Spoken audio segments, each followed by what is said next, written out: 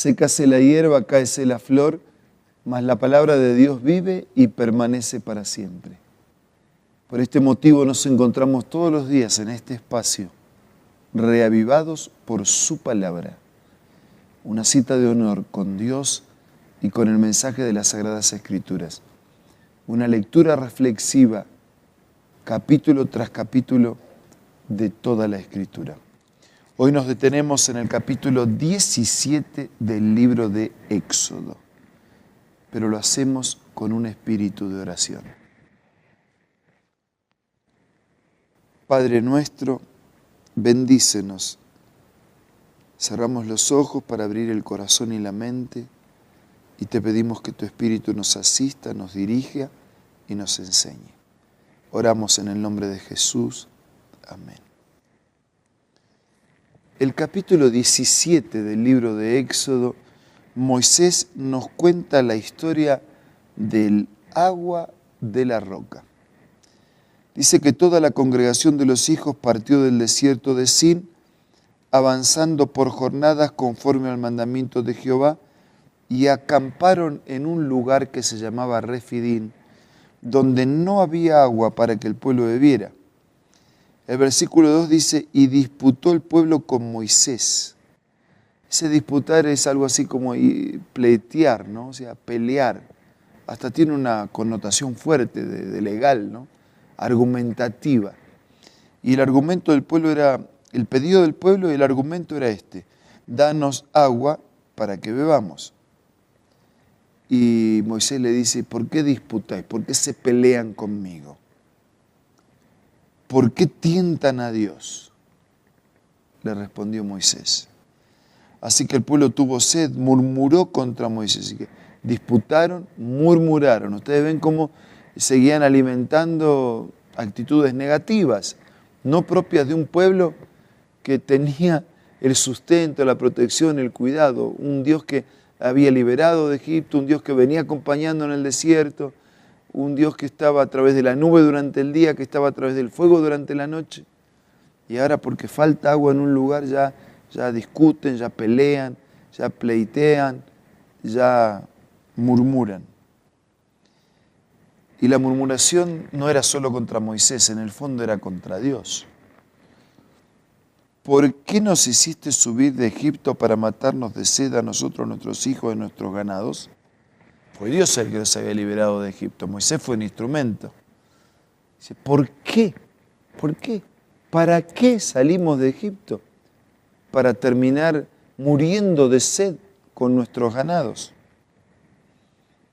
Entonces clamó Moisés a Jehová y dijo, Señor, ¿qué voy a hacer con este pueblo? Por poco, lo único que falta es que me apedreen. Jehová respondió a Moisés, pasa delante del pueblo, toma contigo algunos ancianos de Israel, toma también en tu mano la vara con que golpeaste el río y ve, y allí yo estaré ante ti sobre la peña en Horeb. Golpearás la peña y saldrán de ella aguas para que beba el pueblo. Y Moisés hizo eso en presencia de los ancianos de Israel y dio a aquel lugar el nombre de Masab y Meriba por la rencilla de los hijos de Israel, porque tentaron a Jehová al decir, ¿está pues Jehová entre nosotros o no? Y ese nombre iba a ser recuerdo de ese incidente, de esa situación, de ese momento, de esa experiencia que estaban atravesando. Nosotros percibimos en este relato que el pueblo quiso manipular a Dios. ¿No? El pueblo quiso manipular a Dios. Quería que Dios le dé lo que querían, como querían, cuando querían. En el fondo querían hacer lo que ellos querían. Hoy también hay mucha gente que se acerca a Dios pero para manipularla. Y a Dios hay que acercarse para amarlo, para adorarlo, para servirlo y para obedecerlo. Y cuando hacemos todo eso, bendiciones abundantes son regadas en nuestra vida. Pero algunos se acercan a Dios para negociar con Él, para manipularlo. Algunos creen que lo que yo le pido en un ruego es lo que Dios tiene que hacer y si no lo hace, Él no existe o si existe no es amor. Tiene que ser como yo quiero, no conforme a la sabiduría, a la perfección, al poder, a la misericordia de Dios, sino conforme a mi visión humana, frágil, pecadora y limitada. En el versículo 8 comienza otra historia. Vino Amalec y peleó contra Israel en Refidín y dijo Moisés a Josué. Aquí aparece por primera vez Josué, que después va a llegar a ser el gran líder. Escoge algunos hombres y sal a pelear contra Amalec. Mañana yo estaré sobre la cumbre del collado con la vara de Dios en mi mano. Y Josué hizo como Moisés le dijo y salió a pelear contra Amalec. Moisés, Aarón y Hur subieron a la cumbre del collado. Versículo 11. Y sucedía que cuando alzaba Moisés su mano, Israel vencía, pero cuando él bajaba su mano, vencía a Amalec. Cuando las manos de Moisés se cansaban, tomaron una piedra y la pusieron debajo de él, y Moisés se sentó sobre ella, y mientras Aarón y Hur sostenían sus manos, uno de un lado y el otro del otro, así se mantuvieron firmes y victoriosos. Pero cuando las fuerzas decaían y las manos bajaban, entonces la derrota era el acompañamiento. Y Josué deshizo a Amalec y a su pueblo a filo de espada. Entonces Jehová dijo a Moisés, escribe esto para que sea recordado en un libro, y di a Josué que borraré del todo la memoria de Amalec debajo del cielo. Ese Amalec que se oponía a Dios y que eran pueblos vecinos totalmente paganos y que tenían sus divinidades, fue vencido por Dios. Y alguien puede decir, pero no fue José y los que le acompañaron, los que ganaron. ¿Quiénes pelearon al final? ¿Peleó Josué y sus compañeros o peleó Dios? ¿O peleó Josué y sus compañeros en nombre de Dios, bajo la protección de Dios, el cuidado de Dios, la asistencia de Dios? Y otra vez aquí aparece, no tenemos que confiar todo de Dios, por eso las manos levantadas era el símbolo de buscar el poder y la presencia de Dios. Y las manos que luchaban y que peleaban era el símbolo de hacer todo lo que está de nuestra parte mientras esperamos el todo de Dios. Versículo 15 dice que Moisés edificó un altar al que puso por nombre Jehová Nisi, diciendo, por cuanto la mano de Amalec se levantó contra el trono de Dios, Jehová estará en guerra con Amalec de generación en generación. Y es interesante pensar cómo la victoria es posible cuando nos aferramos a Dios y hacemos nuestra parte. Y la Biblia está llena de ejemplos así. La Biblia está llena. Vamos, pero si vamos solo perdemos, pero si vamos en nombre de Dios, la victoria es posible. Y si vamos al ministerio de Jesús, vamos a encontrar muchísimas escenas así. El primer milagro de Cristo en las bodas de Caná, se terminó la bebida y Jesús transformó el agua en vino saludable, en un jugo de uva. Y Él podría haber transformado las tinajas vacías directamente en bebida.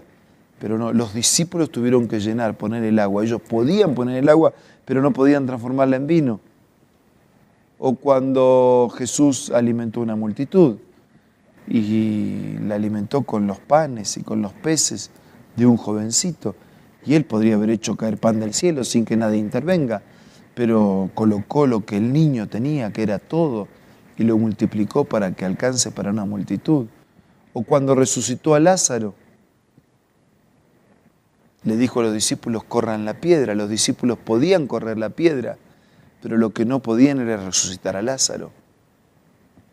Y esos ejemplos, tantísimos ejemplos de la Biblia como este, nos muestran la unión de lo divino con lo humano. El agua salió de la roca, pero Moisés tuvo que golpear y confiar. Los amalecitas fueron vencidos. Moisés tenía las manos levantadas, símbolo de confianza, pero Josué tuvo que luchar y pelear. Amigos, vamos a hacer todo lo que esté de nuestra parte mientras confiamos que el Señor haga todo lo que está de su parte. Él es el único que puede hacer posible lo imposible. Ahora vamos a orar.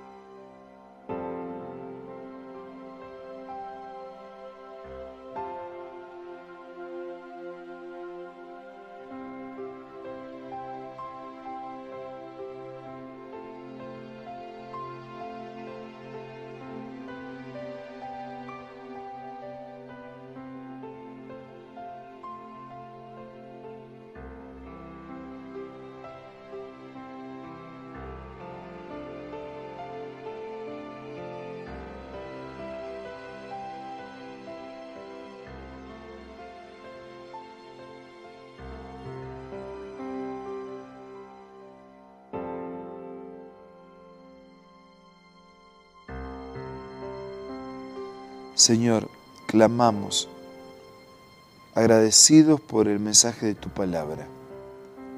Te pedimos que actúes poderosamente en la vida de todos nuestros amigos.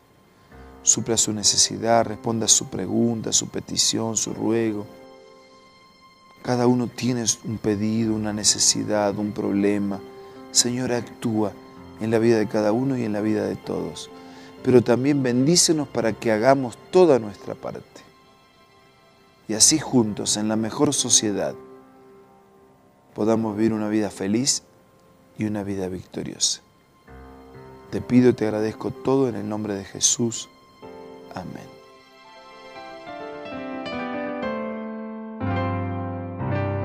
La Biblia, la palabra de Dios, es una carta donde nuestro Creador expresa su amor hacia la humanidad. Es una recopilación de textos que en un principio eran documentos separados, escritos por varias personas, todas ellas inspiradas por Dios. Primero en hebreo, arameo y griego durante un periodo muy dilatado y después reunidos para formar la Biblia cristiana.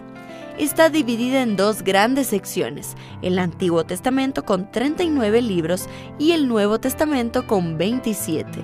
En la Biblia se desarrolla la historia de la salvación de Dios al hombre.